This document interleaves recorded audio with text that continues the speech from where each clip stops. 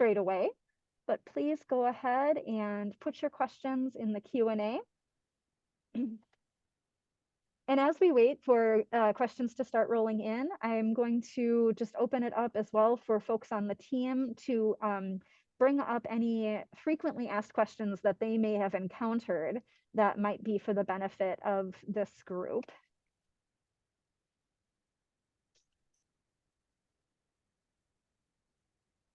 Yeah, so I'm not sure if everyone here is aware, but we did add a couple of new documents to our website. They're very important for the challenge process. I'm going to go ahead and share my screen. So this is the challenge process website, azcommerce/broadband, BEAD, and then challenge process. Right here where we have challenge process information materials, we went ahead and expanded tremendously our volume 1. So there's ACA challenge evidence requirements and ACA rebuttal evidence requirements. Whichever process you're interested in. So for example, we have been getting several planned service challenges. Just know we really ask that you reference this document first. This is pretty much the formula for challenge processes without, anything that's going to impact our office. So these are the different types of evidence that you're required to submit to our office when submitting different challenges. So definitely reference this document first, and this will help expedite your challenge. So don't wait to get your challenges in. Go ahead and submit them so that if you're missing any pieces of evidence, we can reach out to you and have you submit those additional pieces of evidence. Oh, Crystal, we have one question that's come in. This might be a good time to address it. Katrina asks, if we rebut a challenge and it gets rejected, are we able to rebut them again? Oops. Oh, I am unmuted. Okay, yeah, that's just a great question. So I do think so, yeah. So typically we try to have everything done via the portal. This just basically ensures that we have a very fair and a challenge process. So let's say you respond to a challenge and you submit your rebuttal evidence and it doesn't really meet our requirements, we'll likely reach out to you and ask you to go ahead and submit those additional pieces of evidence through the portal. Yeah, I think I want to add something on top of that as well. It depends. If you are submitting an evidence as a reviewed, and you're submitting the same evidence next time, and the State Broadband Office already provided the feedback on the evidence saying that this is not sufficient enough to rebut that challenge, then it will definitely not be accepted. And also, please be mindful for all our stakeholder in ISP industry about the timeline as well. The day challenge gets assigned to you or we accept it on our side and get rerouted to you, you have 15 days from that point to provide a feedback. We will not make an exception on that 15-day timeline. So if there is no response received within 15 days, those challenges would be accepted and open up for BEAD funding in the area, if it's applicable in that particular BSL area.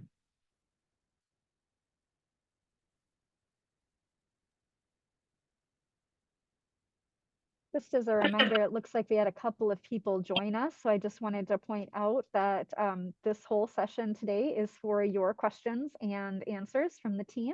So please go ahead and use the Q&A box or raise your hand if I see we have one phone call listener in, so they might not be able to do the Q&A box very easily. So you can also raise your hand if you do have a question. We just got another question in the Q&A from Xavier. The question is, oh, sorry. Sorry, Erin. I would request our phone caller person. It's an 844 number. I would like to request the caller to unmute and introduce the affiliation. Would you like me to go ahead and ask this question now, or should we wait?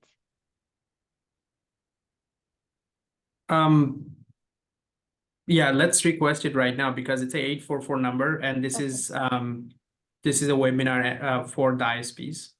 Sure. So our caller, I just provided you the ability to unmute yourself if you'd like to. Hi just hop there. on. So Oh, this is Jenny Rickle with Native Network Inc., and we're an ISP ourselves, and we also help tribes run their ISPs.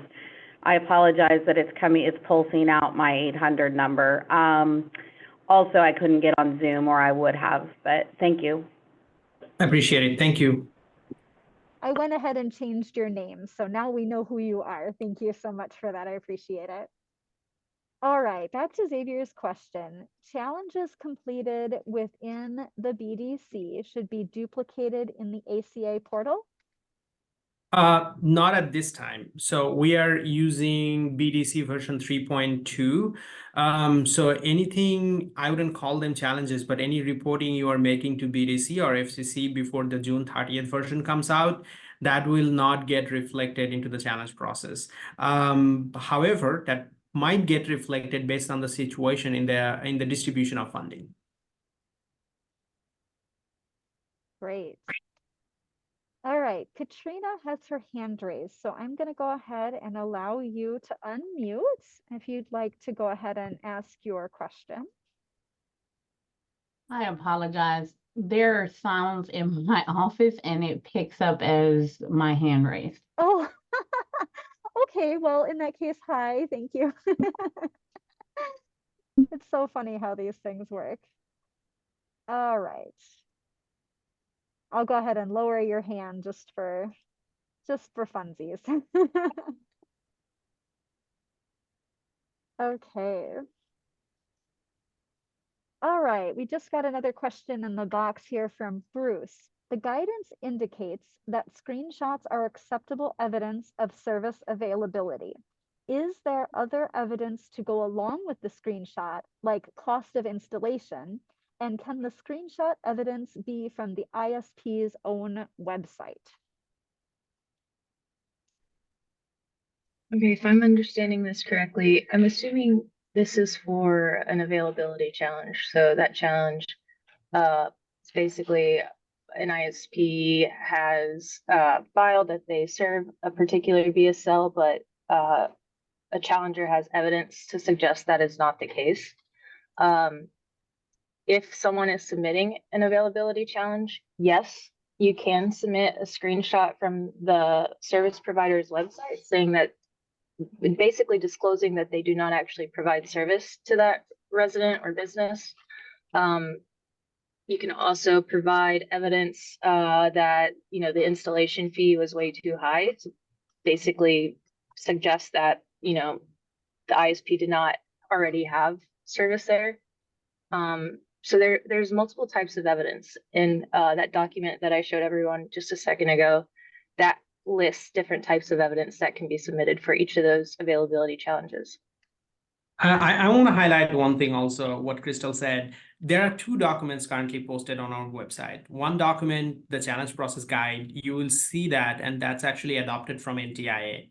The document Crystal just showed, and my colleague Erin posted the link, that is developed by ACA. So we took what NTIA told us and expanded on that. So you will have better outlook if you follow that when you are submitting a planned surface area challenge, that you as an ISP investing private dollar, what exactly you need to submit. NTIA is not really, on point when it comes to what evidence you can submit. It's rather vague. So we wanted to make sure that we are giving you our expectation, what we would like to see.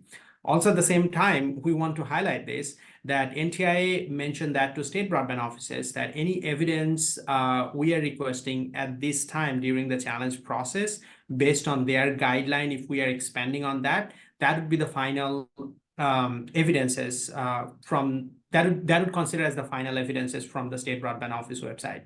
So if we documented these are the documentation we need for a planned surface area challenge or another availability challenge, so that would be the final basically documentation. Every state can be different. I understand there are ISPs operating in Arizona and operating in other states. So I just want to highlight this, that every state is going to be different. And this is our sort of documentation need if you want to submit a challenge.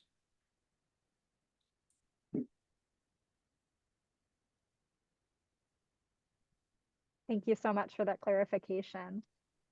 At this time, we do not have any additional questions in the box. However, I just wanted to point that out to folks again, just in case they haven't been able to find it quite yet. There is a bar along the bottom where you'll find your mute and all of that sort of stuff. And there should be an option to submit a Q&A.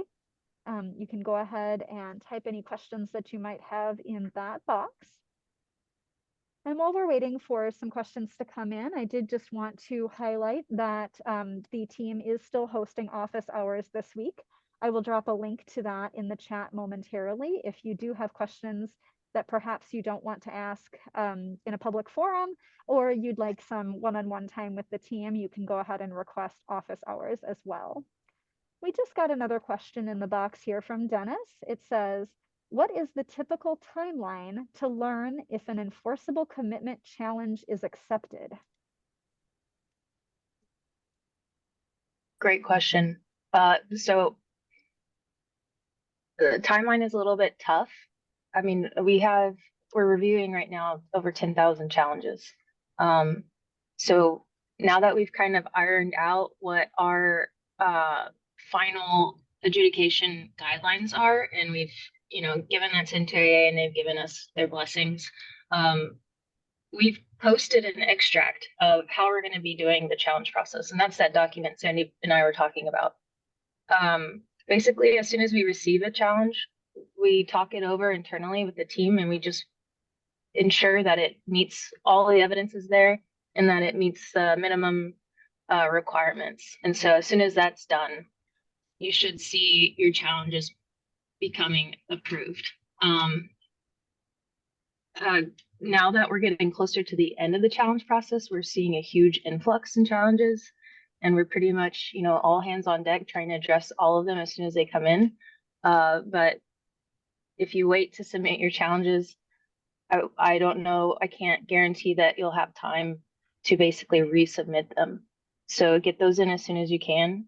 And we're hoping to start knocking out as much of those as we can this week. Great. I think this is a good follow-up, actually. Joshua put a question in the box saying, if I submitted a challenge and have a bunch of IDs, should I be able to see it in the open rebuttals?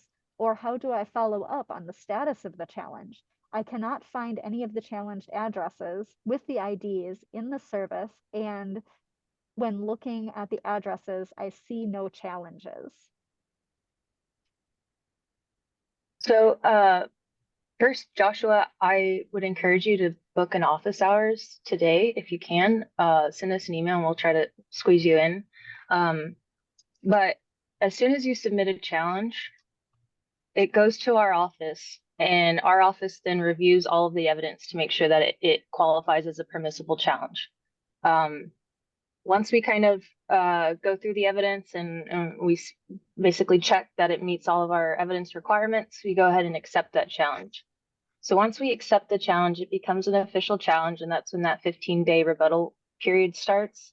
So if you're not seeing your challenges in the portal, it's likely because we haven't accepted the challenges. Although, so there's two dashboards in the portal. There's the open rebuttal dashboard, and then there's your challenge dashboard.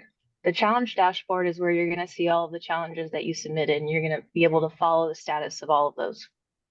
The open rebuttal, this is something different. So challenges that are not directed towards an ISP, for example, let's say an ISP submits a planned service challenge. Those have to be rebutted by someone, and so they go into the open rebuttal status. So anybody in the community, basically any challenger, can submit rebuttal evidence for those open rebuttals. We're doing our best to make sure that people that are submitting rebuttals are, supposed to be submitting them, and we also check to make sure the evidence is there. So if you're trying to see the status of your challenges, I wouldn't check the open rebuttals. I would check your challenge dashboard.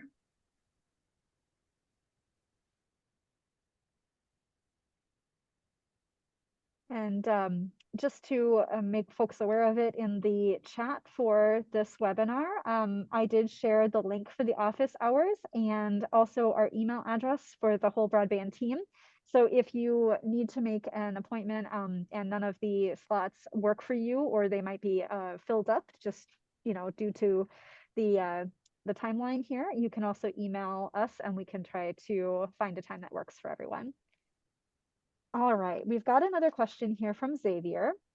Says, hypothetically speaking, ISP1 was the previous exclusive provider and the contract has expired. ISP2 is now the exclusive provider in the yada yada subdivision. Appropriate to submit a rebuttal? ISP may have a few lingering customers in that subdivision, or ISP1 may have a few lingering customers in that subdivision.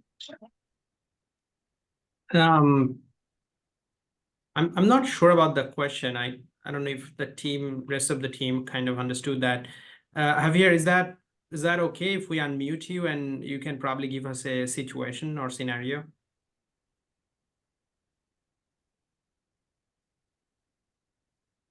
Trying to find you. There you are. Okay, I've made it so that you can unmute yourself now, I believe. Good morning. Thank you so much for your time, Joe and ladies. So the question really comes back to a couple of the new brownfield and redfield buildings we're going into. So this subdivision had a previous ISP, let's say it was a fixed wireless provider. They had an exclusive agreement that barred anybody other than, let's say as of May 30th, that contract expired. We as a new ISP went ahead and got in there. We laid out the new plans. We're about to update the BDC in turn for the new June deadline to show that area. The problem I show is already doing the research on your system, the previous fixed wireless carrier still shows as the provider in that area. Is it appropriate since Javier, can I ask a related question right there before we move forward? When it shows that previous wireless ISP is still there as a provider, is that ISP providing or claiming to FCC that they're providing over 100 by 20? Is it unserved, underserved? Okay. Okay, I see what you're saying. It's a larger brand. It's a larger brand, but part of our contract was that they can't have that provider available to the new subdivision. So that's why I'm curious as to, do we raise a fuss about it since now we're the exclusive provider in that area, or is it even worth providing as a rebuttal? That's a great question. This is the first time we are technically running into a situation, the franchisee agreement situation. So Crystal, I'm not sure. Is that going to be an availability challenge? I mean, we can take that question and follow up back with you, but it seems like it's an availability challenge because if that company is not allowed there, but also at the same time, it's also a plan service challenge, I would imagine. Yeah, and also at the same time, Javier, are you deploying in that building or subdivision, whatever that is, with your private dollar or hoping to get BEAD funding for that? Initially, this will be private dollar. It'll be like a subdivision HOA model. Okay. Yeah, we can update the map that will show you are the only provider there. But if you are deploying your private dollar, I frankly, I would say that if it's not a question about BEAD, I think you should go ahead and start deploying. I mean, challenge process should not impact that investment. Perfect. Also, at the same time, I want to highlight that it's very hard or difficult to identify a fixed wireless saying that they cannot serve that building because it's over the air. So please think about that portion as well. However, I think if we cannot come up with a solution and cannot accept that as a valid challenge, because this is a little bit unique situation, I would recommend you to directly talk to FCC about that. One of the things to give you guys a heads up on why I really started questioning it is when we look at we're providing a fiber deployment versus a fixed wireless. Priority would be the fiber. So let's just say hypothetically, Sandeep, we go 6 months down the line.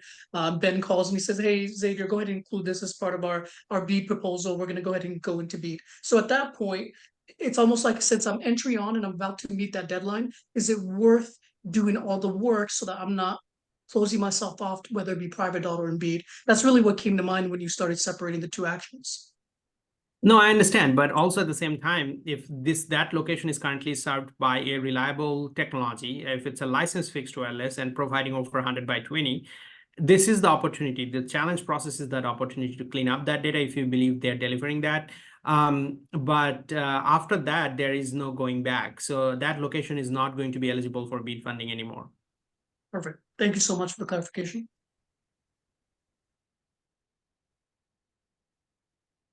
Yeah, just to follow up on what Sandeep is saying, I do think if that provider cannot provide that service to those locations, I do think it is worth submitting an availability challenge.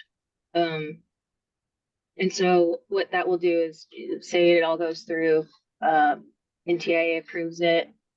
You basically make those locations BEAD eligible, but since you're deploying your own private funding there, I mean, that would also constitute a planned service challenge. But for whatever, when you submit a planned service challenge, right, you're saying that these are the locations we are telling ACA in a legally binding agreement that we plan to provide service there before June 30th. If something happens, we can at least, or if something, before the end of the challenge process, let's say you're like, oh, actually, we can't deploy service here. But at least you open those locations up for BEAD. However, that's if they are 100% not served by a reliable technology already.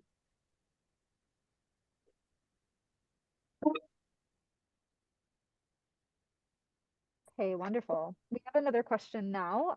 This one is from Sophie. Can we use census block groups to group bulk submissions for availability challenges? For example, drawing the polygon over the census block group and then submitting the evidence for the challenged locations. Unfortunately, no. The portal does not allow you to do a bulk submission for an availability challenge. So, and an ISP is likely going to be interested in a reverse availability challenge. So, the distinguishing factor is an availability challenge is where an ISP has claimed that they provide service to a BSL, but there's evidence to suggest that's not the case. A reverse availability challenge is where basically the FCC hasn't updated their maps and a provider already provides service to an area, so they can submit a reverse availability challenge. Unfortunately, that is not, the portal doesn't really allow that right now. However, if it's actually, Sandeep, correct me if I'm wrong, the portal doesn't allow that, right? The bulk upload? Uploads for availability challenges? No, it's only does allow that for reverse availability, and that also need to be connected with the Excel spreadsheet template we have uploaded on our website. The only thing I would say that if you want to submit a availability challenge and all the availability within the census group block, if those are same, you can actually only do that for 6 addresses within the census block group, and that will trigger the whole area as a challenge process. Crystal, I hope I got that right. And Jamie, please feel free to chime in. Yeah, if it's a regular availability challenge, meaning like several BSLs within a census block group, an ISP has claimed that they provide service there, but there's plenty of evidence to suggest that's not the case. If 6 or more BSLs have a valid availability challenge, then it triggers every single BSL in that census block group for a challenge. Right. So yeah, to help answer, you wouldn't have to rebuke, right, if it didn't change the status of the house, unless perhaps maybe you did offer more and it could change the status to served. But I think they're saying it's already marked underserved, and the rebuttal wouldn't change that.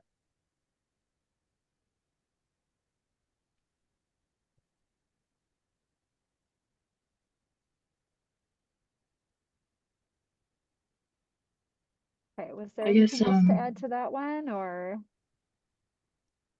not to add, just to bring clarity to our answers, you can't, select a census block group and just do a bulk challenge for every BSL in that census block group. You either have to draw a polygon around it or select individual BSLs. Okay. And of course, just for any of the questions that we're answering, if anyone would like additional clarification, or if there's a follow-up question, just go ahead and either raise your hand or put it in the Q&A box, and we'll be able to come back to it. So we just got another question here from Jacob. It says, is there any point in rebutting a challenge that won't affect BEAD eligibility? For example, an area challenge that says service is not available, but service is available, but at less than 100 by 20. Should I rebut, or should I sustain? That was the one I kind of answered early, but I'll let Oh, Crystal okay. go for her words. Okay, now I understand your answer now, Jamie. Sorry. No. So if let's say a BSL, for whatever reason, some sort of invalid speed test, so if a speed test is taken for a service that already has less than 100 by 20, it shouldn't make it to our office. They're automatically they're new challenges.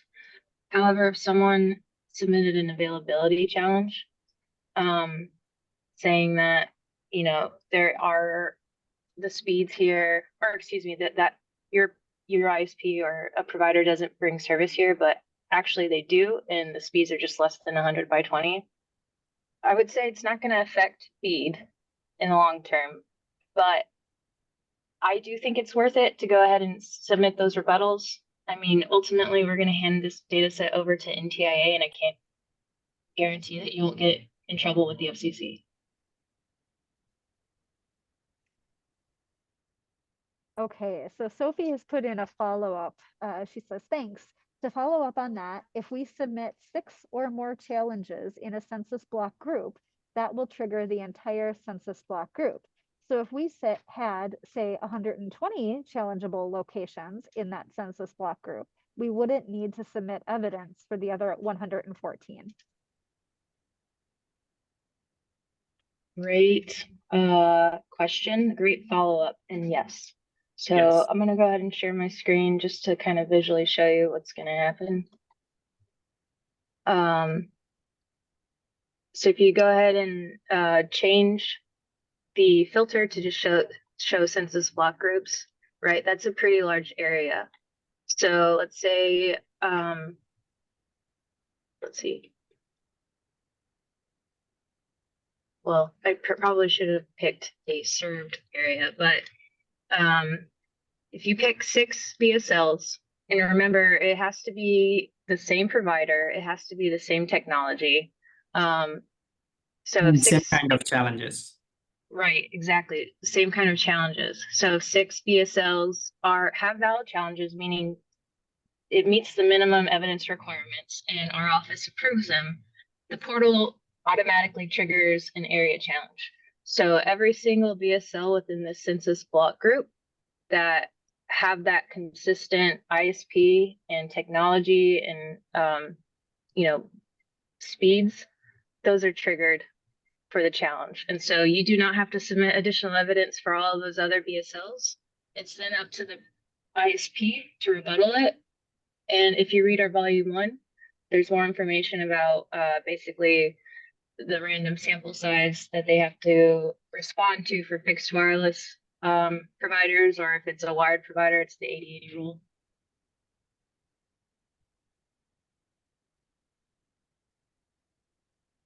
Great, thank you. Katrina has put in a question. Are we able to pull a report of our challenges from the navigator? I love this question too. So no, the portal unfortunately does not allow you to download challenges. They're for pretty good reason. It's just to make sure that every challenger kind of remains anonymous. No PII is given. However, we went back to the developers and we said, ISPs, when they have 1,000 challenges they have to rebuttal, they need something to help them. So the developers agreed to do a weekly report for us. We have the weekly report now. It should be posted on our website either today or tomorrow. So you'll see that on our challenge process website. It's going to be basically right under the ACA challenge evidence requirements. There's going to be a little line that says weekly reports. So it's going to be a pretty heavy Excel spreadsheet. It's going to be every challenge that's been submitted to into the portal, what the status is, and then it'll also have a way that you can filter it by provider. So the aim is to assist ISPs during the challenge process, but don't use that list as like an authoritative list. You still need to respond to everything through the portal.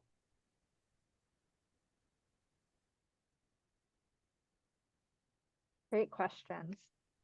We've got another one here from Joshua. It says, should we submit all of our planned build area polygons, essentially availability polygons for the FCC, as a planned service challenge if we are going to have the polygons live by June 30th? Or should we only do this if there are funding polygons in the area?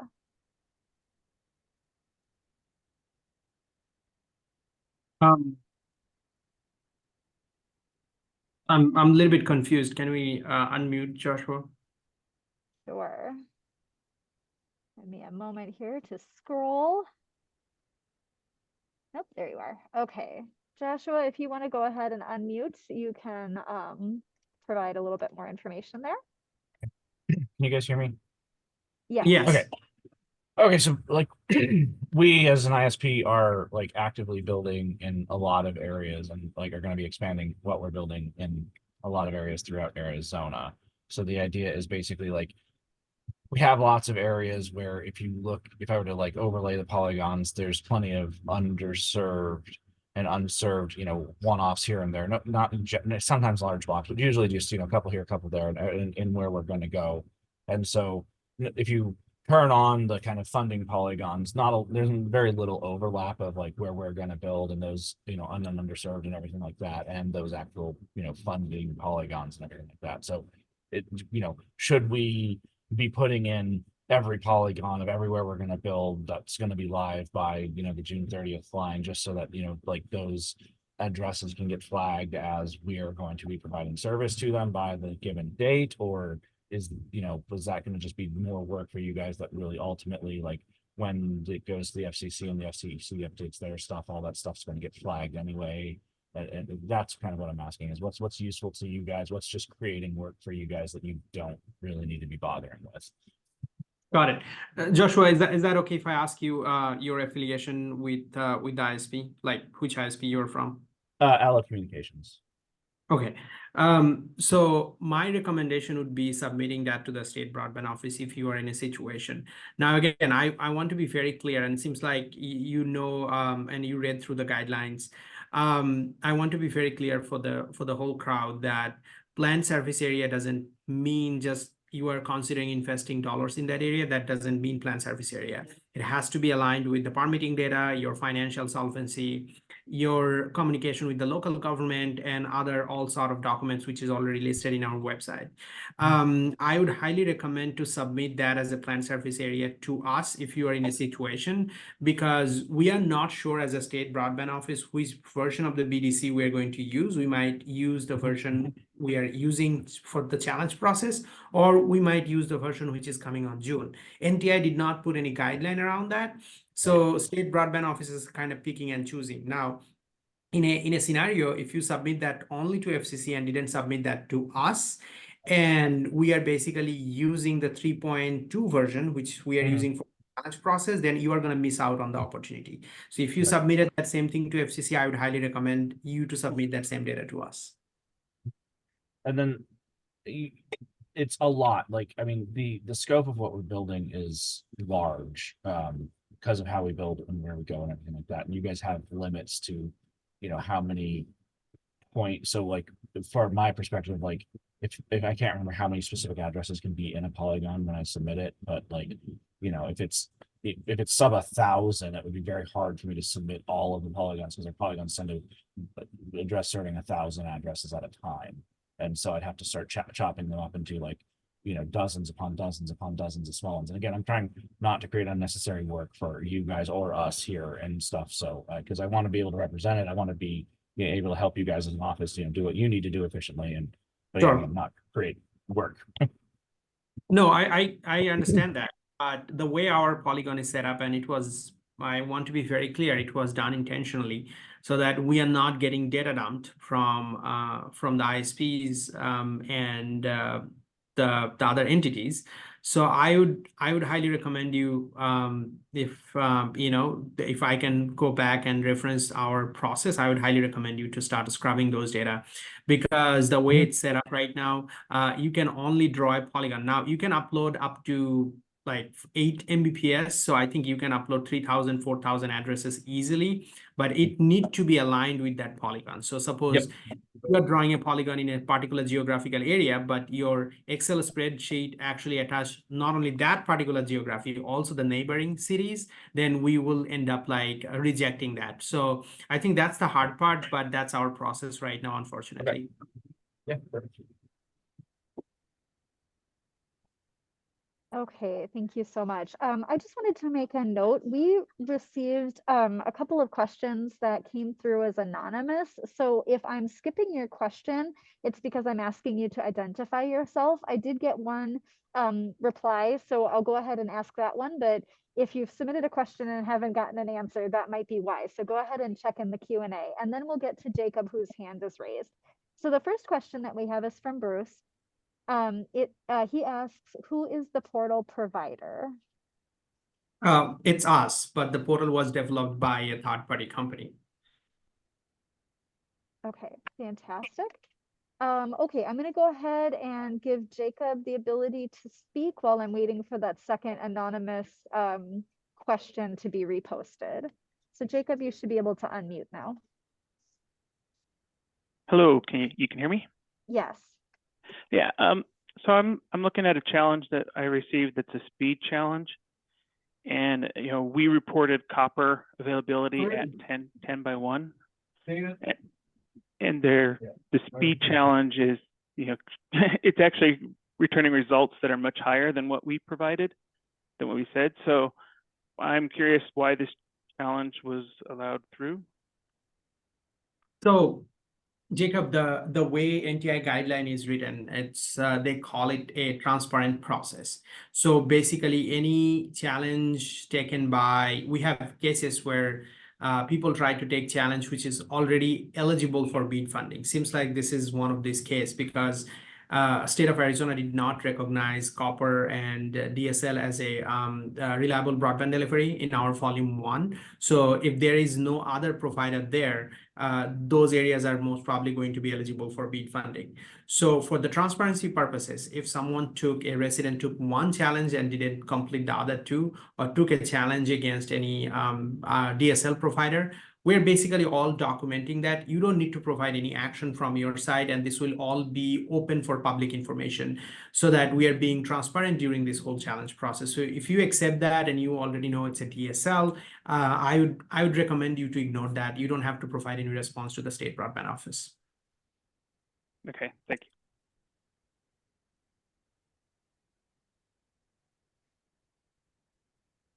Okay, so those are the questions that have been submitted so far. I just wanted to flag one more time that if you did put a question in and we have not answered it, there was one additional question that came in as an anonymous attendee, and we were just asking for you to identify yourself before we answer that question, just so that we can provide the most complete answer. Let's see here. It looks like we've got about 15 minutes left in today's session, so we definitely have plenty of time. If there are additional questions, please go ahead and either raise your hand or use that Q&A box. There have been a lot of really great questions today, so thank you all very much for your participation and your attendance. This is very helpful for everyone. And if there are any other highlights or notes that anyone on the team would like to make, maybe now would be a good time to do that while folks consider whether or not they'd like to ask an additional question.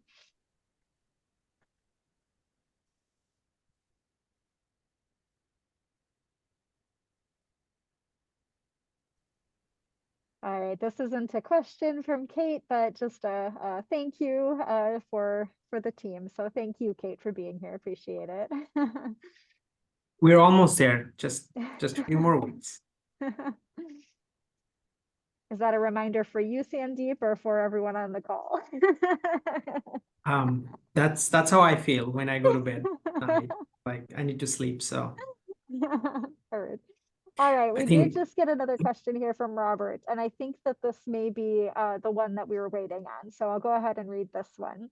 So Robert asks, there are 2 fixed wireless ISPs in our service area that are showing the availability of licensed fixed wireless of served speeds, 100 by 20.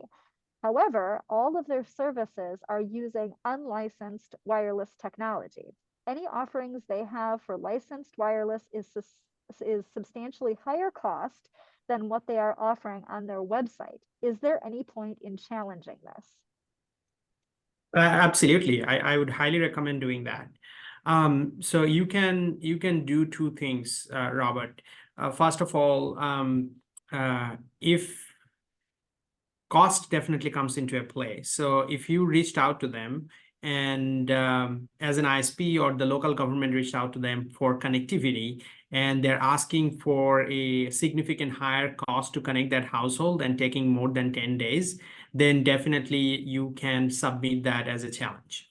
Also, at the same time, the photos from the equipment, that means if you know where the tower is located and where they're transmitting from, and you can basically show us the equipment they have on that tower is basically unlicensed fixed wireless equipment, we can decode that from there, then that area can be open for BEAD funding if there is no other provider.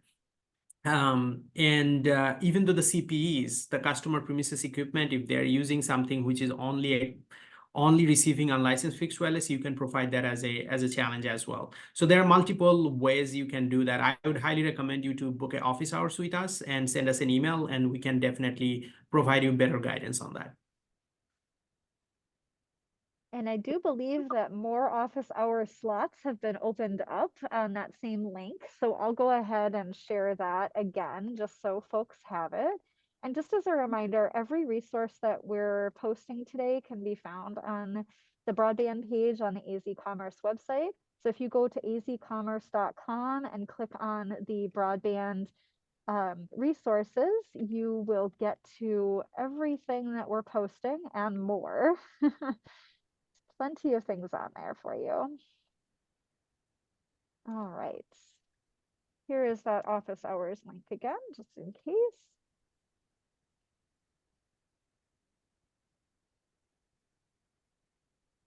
I imagine this close to the end of the challenge process, we're gonna get flooded with requests for office hours. So if you don't see a slot, just reach out to us and we'll try to make something happen.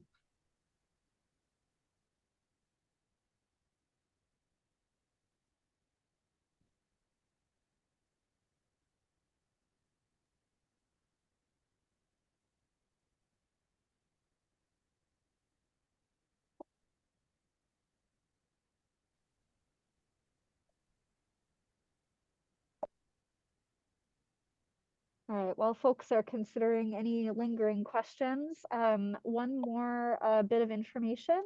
Our first broadband office newsletter went out this morning. So if you did not receive that and you'd like to be added to the list, please let us know. I imagine that most people who are on this call probably did receive it since you've signed up for our webinars and have been at some of our events in the past. But just in case, feel free to let us know.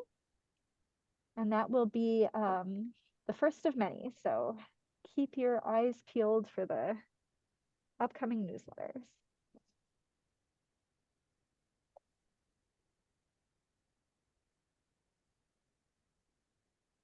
Okay. Joshua says thank you as well. Thank you, Joshua, for being here. Appreciate you.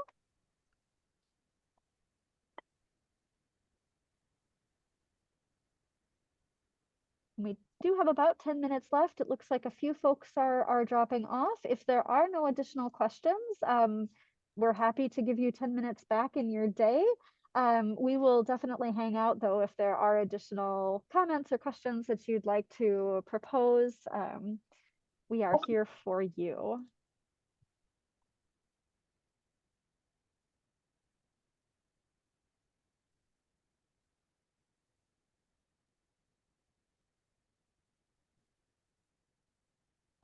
It might be worth mentioning, after you've reviewed the document, saying these are the types of evidence that we're requiring, just keep checking the page. We have some additional materials coming out either today or tomorrow, that should assist you with the challenge process. So it's going to be reports. Those will come out weekly. There's going to be a template for what a legally binding agreement looks like, a couple of other things. So just keep checking out our ACA website.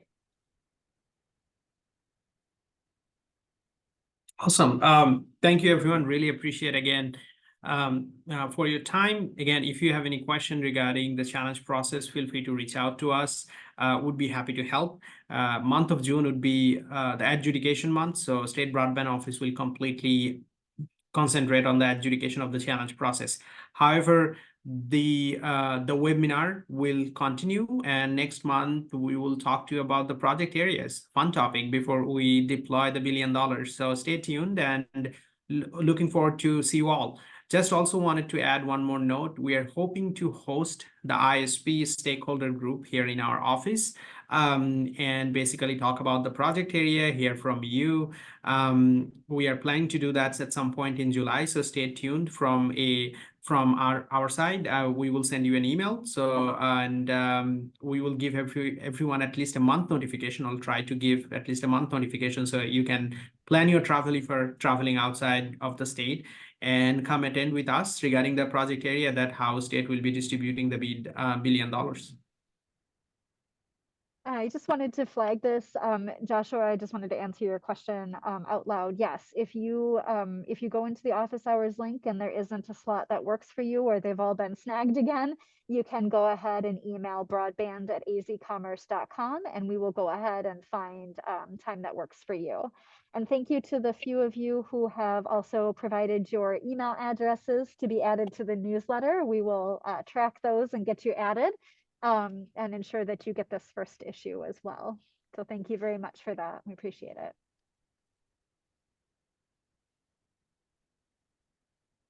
Okay, so there are no additional questions, and it looks like we just lost Sandeep. So if anyone does have an additional question, feel free to drop it in there. Otherwise, I think that it's safe to say that we can give you 6 minutes back in your day. Oh, Xavier, if you just give me your email address. Verifying whether or not you're on the list or not. If you received an email about 8 o'clock this morning with the newsletter, then you're on the list. If you're not, you can provide your email to me in the chat or in the Q&A box, and I will add you to the list, okay?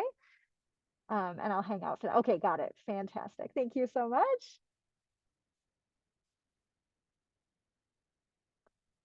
All right.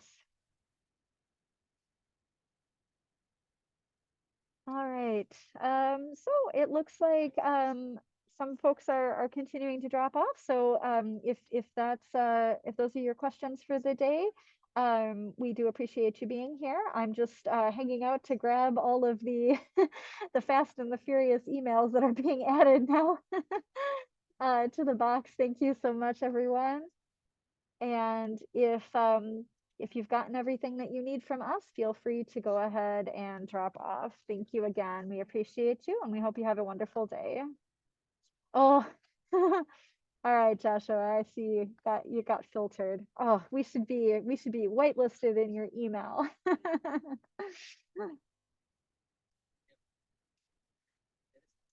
Okay. All right, we're down to about 5 people. Feel free to drop off if you're good. I got you. Okay, I've got everybody who's in the chat. Thank you so much. Have a wonderful day. All right, everybody left. Bye. All right, hold on one second. I just gotta grab these last couple. Okay. Just checking to make sure I got all the emails before I close it. Okay, yeah, I was adding them to the Yeah. ISP list right Oh, now you got too. it? Okay, great. I do need Okay. a couple or another minute though. Oh yeah. Well, I've got, let's see.